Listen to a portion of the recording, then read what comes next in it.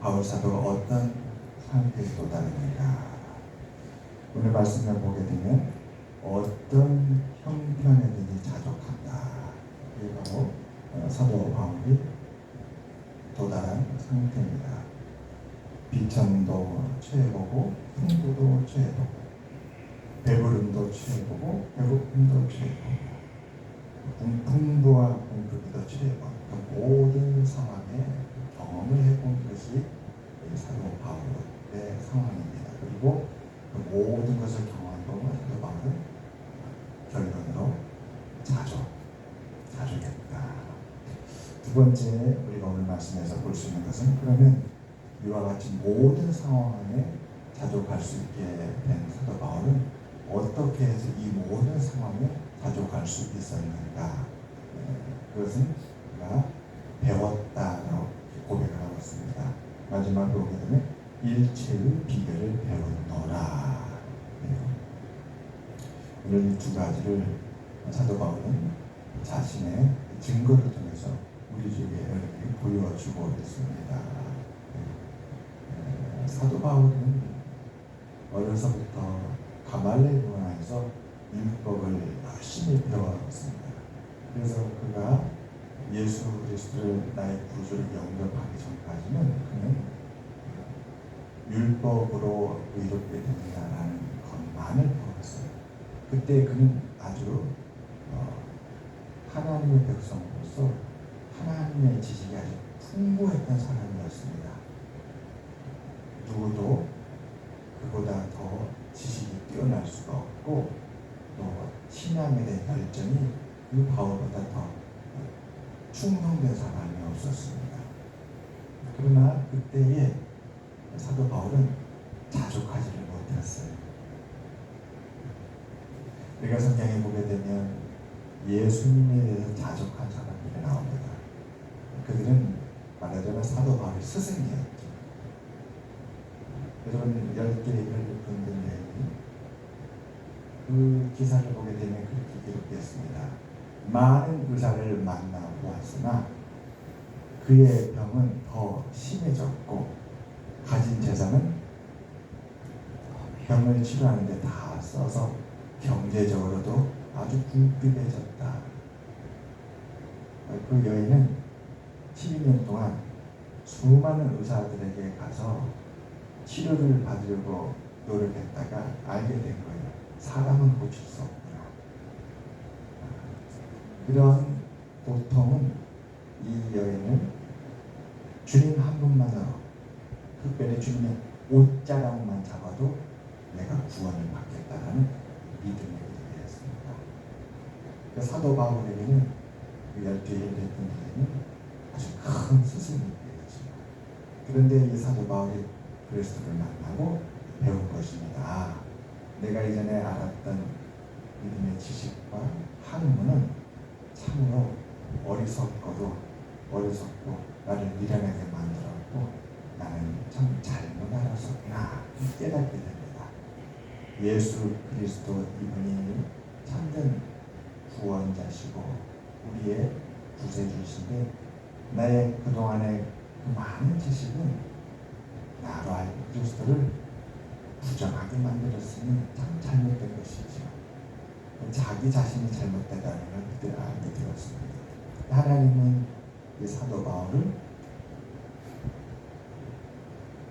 주님의 제자로 삼으시고 그리고 훗날 그를 이방인의 선교사로 하나님은 세우십니다. 그때 고백하죠. 사도 바울이 나는 참 죄인이었고 죄인 가운데서 가장 큰 죄인이었는데 하나님은 나에게 긍휼을 베푸시고 나를 기다리시고 내 모든 걸 용서하시고 나를 이렇게 주님의 제자로 사도를 세우셨다.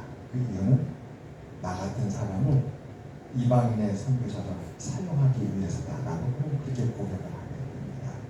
그러고 나서 그는 예수를 전파하는 자가 되는데 그때부터 믿음의 모든 시련을 겪게 됩니다. 모든 시련을. 사도행전을 보게 되면 사도 바울이 어떤 믿음의 시련을 겪었는지 낱낱이 기록되어 있습니다. 옛날에는 징벌 중에 하나가 곤장이라고 있지 않습니까? 곤장. 우리나라에 곤장이 있었는데 엉덩이를 갖다가 때리는 건데 이 곤장을 한 100대 맞잖아요. 아니 100대까지도 안 가요. 한 50대만 맞아도 죽는 거예요. 죽는 이유가 뭐냐면 곤장을 맞으면 이 엉덩이에 피가 터진다고 해요. 그러면 그 피가 터지는 것 때문에 죽는 것이 아니라 거기가 감염이 돼가지고 감염이 돼서 결국은 감염병으로 죽는 거예요.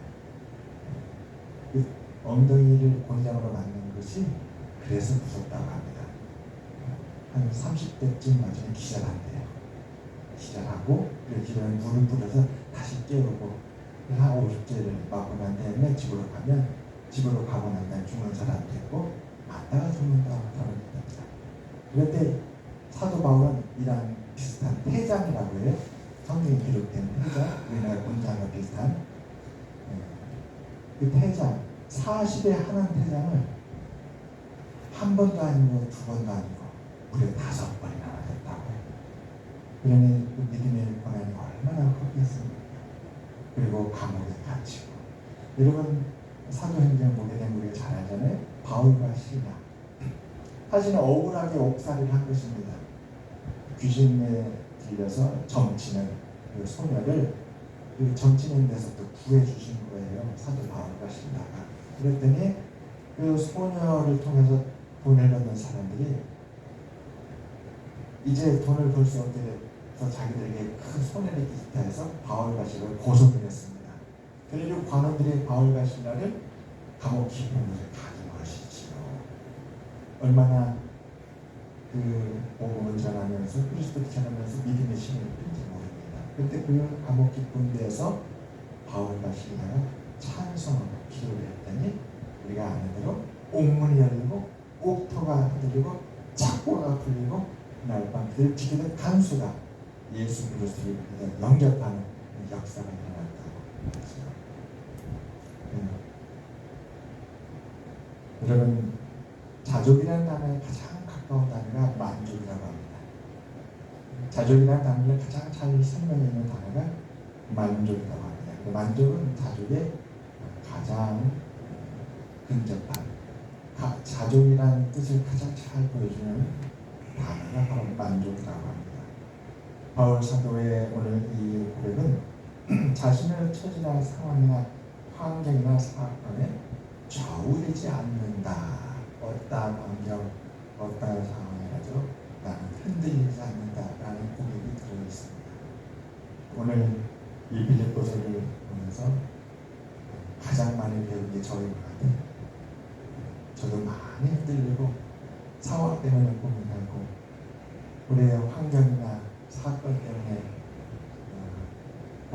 고민에 거듭하고 그걸 붙들고 놓지 못할 때가 많이 있는데 저도 많이 배우고 오늘 이 말씀을 보면서 아직 나는 자족에 대해서 배워야 될 게 많구나 그런 생각을 했습니다. 여러분 사도 바울이 디모데 전서를 쓸 때는 그가 나이가 많이 들어서 노인이 되었을 때라고 합니다. 디모데전서. 그런데 디모데전서 4장에 보게 되면 이 사도 바울이 디모데에 가장 많이 가르치고 교훈하는 말씀이 무엇이냐면 경건입니다. 경건에 힘써라. 경건으로 너 자신을 연단하라. 경건은 금생과 이상의 많은 유익이 있다. 근데 이 경건의 중요한 핵심 중에 하나가 바로 이 자족이라고 합니다. 자족. 사도 바울은 젊은 디모데에게 내가 가장 먼저 배워야 할 일은 상황이나 형편에 좌우되지 않는 그 자족한 경건을 배우는 거다.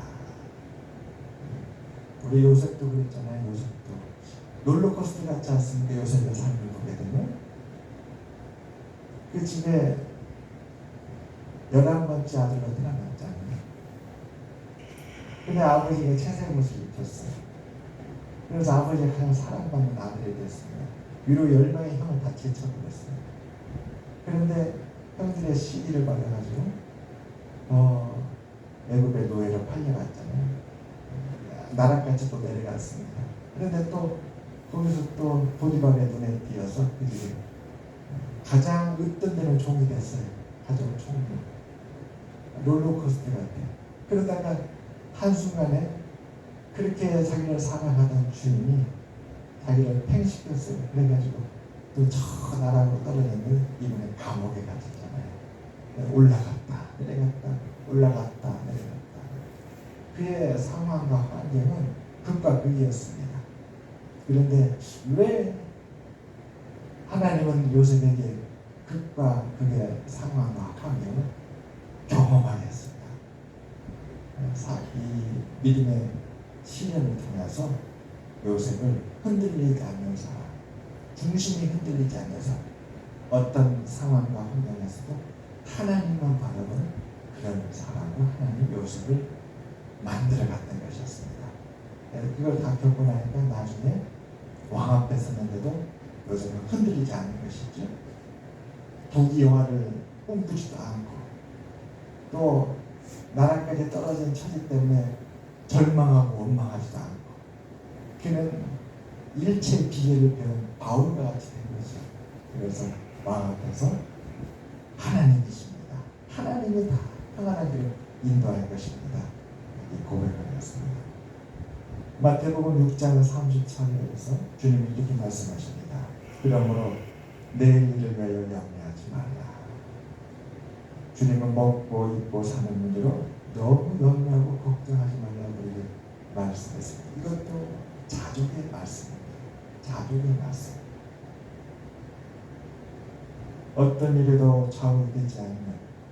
그래서 오늘 바울의 말을 들으면 예수님도 우리에게 염려하지 말라, 걱정하지 말라, 곧 자족하라. 다시 말하면 만족하라. 만족하라. 하나님이 가장 선하신 분이 한 청년이 주님 앞에 나와서 주여 내가 무엇을 하여 영생을 얻으리까. 그때 예수님이 첫 마디가 그거죠. 어찌하여 나를 선하다 일컫느냐. 하나님 한 분 외에는 선한 이가 없느니라. 때로는 여러분 그런 걸 느끼지 않나요? 나의 선함이 뒤돌아보니 나의 욕심이 같다. 나의 지극한 정성과 수고도 어느 날 뒤돌아보니까 남을 위한 것 같으면서도 나를 위하는 것도 섞여 있었더라. 그러니까 우리는 완전한 선이 될 수가 없어요. 완전한 선은 하나님께만 있다는 것이죠. 괴롭고 힘든 처지를 벗어날 길이 없다고 해도 거기에 지배당하거나 주저하지 않는 것, 이게 바로 자족이라고 합니다. 사도 바울의 고백은 성경 가운데 참 놀라운 고백이죠. 하나님께서 사도 바울을 기다리고 그를 제자로 삼는 것 결코 헛되지 않았습니다. 우리 모두 한 사람 한 사람이 하나님의 뜻 안에 있는 줄 믿습니다. 지금의 모습이 전부가 아니지요. 하나님께서 우리를 택하시고 세우시고 오늘까지 인도하신 것은 하나님의 그림이 있는 줄 믿습니다. 하나님 뜻과 계획이 있습니다. 우리가 성경 인물들 보게 되면 어느 한 순간에 그 모습만 보아서는 만족할 수가 없어요. 하나님 모세가 40의 애굽인을 죽이는 모습을 보면 하나님 이렇게 어리석은 자를 어떻게 지도자감이라고 말씀하십니까? 부정할 수밖에 없어요. 그러나 하나님은 인내하시고 기다리시고 하나님의 뜻하신 것을 반드시 이루십니다. 우리를 향해서도 하나님 이런 뜻이 있는 줄 믿습니다. 사도 바울은 이렇게 고백합니다. 나는 빚전에 처할 줄도 알고 풍부에 처할 줄도 알아. 모든 일, 곧 배고픔과 배부름과 배고픔과 풍부와 궁핍에도 처할 줄 아는 일체되기를 바라라. 오늘 참 오늘 말씀을 다시 생각하게 하는 그런 일을 오늘 저기 때 겪었어요. 강화도에서 이렇게 오는데 오늘 점심 우리 전사님하고 제가 사모님 대접해야 된다 그렇게 말씀을 드리는데도 굳고 우리 큰 사모님께서 사시겠다는 거예요. 오늘 이제 저기 강화도 김포에서 원로 목사님 국민연금 마지막 처리를 하고 오는 길이었거든요. 일을 할 때 손발이 맞아야 돼요. 제가 운전을 하고 기다리고 그 전사님이 큰 사모님 모시고 가서 행정 처리하고 본인이 와야 되니까. 그리고 이제 왜냐하면 기사가 있어야 돼요. 차에서 내리시고 차 주차하고 혼자 다 이게 못하거든요. 같이 손발을 맞춰서. 오늘 뜻깊은 날이었습니다. 마지막 행정 처리. 모두가 다 사회적 관계 속에서 사회적인 조건과 계약 속에 살고 있기 때문에 그런 것들을 다 정리하는데 마지막 일을 하고 점심을 어디서 먹을까 생각하다가 화정마켓으로 갔습니다. 화정마켓 화정에. 근데 가서 깜짝 놀랐어요. 몇 년 전에 갔을 때는 초라한 기와집 있잖아요. 오래된 기와집. 그것만 있었어요. 그것만 화정마켓. 그런데 몇 년 만에 벌써 한 4, 5년 만에 가나요? 코로나 전에 갔었던 것 같아요. 생각해보니까 이번에 가니까 세상에 그 옆에 새로운 건물을 너무나 좋게 지었어요. 식당이 얼마나 번창했는지 옆에 더 좋은 건물, 새로운 신식 건물을 싹 지어놓은 너무 좋은 건물을 지어놓고 거기서 장사를 하는 거예요. 그리고 오늘 화장품을 먹었는데 전부 다 더 맛이 좋았습니다. 근데 그러는 순간 한 가지 생각이 났습니다. 어떤 사람의 눈에는 예전에 그 초라한 기와집 그리고 거기서 이렇게 식사할 때에 여기가 원래 강원도가 맡고 쓰고 있는 거잖아요. 메밀이 강원도가. 그게 이제 메밀이 강원도 산지가 아니니까 안산이에요. 그래서 화정막국수 별로라고. 진짜는 산지에 가서 먹어야 된다고 그랬는데 사람에게 만족이 필요하구나. 자족을 해야 사람은 지혜를 얻는구나. 그 생각을 다시 하게 됐어요. 그때 그 초라한 오래됐죠. 몇십 년 된 그런 기와집이잖아요. 옛날에. 그런데 그 화정막국수가 오늘에 이르러서 그 바로 옆에 이렇게 좋은 건물을 짓고 주차장 세상에 제1주차장, 제2주차장, 제3주차장 얼마나 사람들이 많은데 줄줄이 들어오는 거예요. 줄줄이. 이렇게 사람은 항상 주어진 것에 만족하고 자족하며 하나님께 영광을 돌려드리는 이것이 지혜구나. 세상 다시 생각하게 되었습니다. 사랑하는 여러분, 우리는 이 세상에 살면서 근심하고 걱정하지 않을 수가 없습니다. 그러나 근심하고 걱정하지 않는 법을 배우는 것, 이것이 우리 모두의 어쩌면 숙제일지도 모릅니다. 그러나 그 숙제는 오늘 사도 바울의 이 말씀을 통해서 우리가 풀어가게 되기를 바랍니다. 하나님 앞에 배우는 것이죠. 하나님 제게도 가르쳐 주시옵소서. 자족할 수 있도록. 사실은 성경 인물들이 다 배운 거잖아요. 이런 상황에서 하나님의 은혜가 보이지 않는 상황에서 하나님의 은혜를 창조하시는 거죠. 얼마나 놀라운지 몰라요. 요셉은 그 감옥에서 밖에 고향으로 돌아가기 원했지만 그게 안 되는 거예요. 계속 막히는 거예요. 그러나 그가 구원에 이르렀을 때에 사람으로는 생각할 수 없는 하나님의 지혜와 능력으로 그가 감옥에서 나오게 됐습니다. 하나님의 놀라운 은혜를 생각할 때에 그 은혜를 통하여 우리가 다시 배우게 되는 것입니다. 여러분, 부자가 하나님을 의지하는 거 참 어렵죠. 정말 그런 것 같아요. 그러니까 어른들이 그러잖아요. 우리한테 언제 기도하느냐? 분필대자에 기도한다. 언제 하나님을 의지하면 내가 힘들고 아플 때 하나님을 의지한다. 그 말씀이 맞는 거예요. 우리가 연약하기 때문에 그러지 않습니까?